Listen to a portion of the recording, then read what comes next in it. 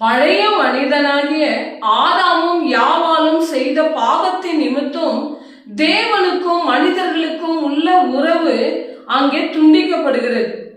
ஆதியாகமம் 3ஆம் அதிகாரத்திலே தேவன் ஆதாமை பார்த்து, ஆதாமே நீ எங்கே இருக்கிறாய் என்று உரத்த சத்தத்துடன் காணாத போன தன் மகனை ஒரு தந்தை எப்படி தேடுகிறாரோ அதே போல அவர் அங்கே கூப்பிடுகிறார்.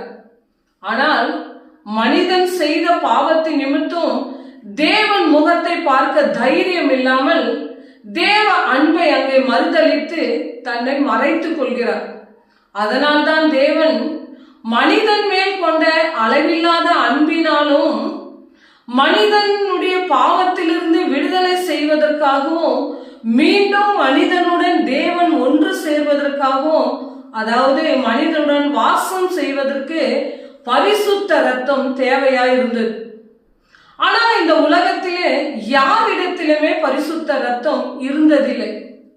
அதனால்தான் தேவன் அளவில்லாத அன்பினாலும் இரக்கத்தினாலும் மனிதர்கள் தேவனுடைய அன்பை எங்கே மறுதலித்தார்களோ அங்கேயே தேவ அன்பினை மனிதர்களுக்கு மீண்டுமாய் திருப்பி கொடுப்பதற்காக தான் வானத்திலிருந்து இறங்கி இந்த பூமியில மனிதனாக பிறந்தார்.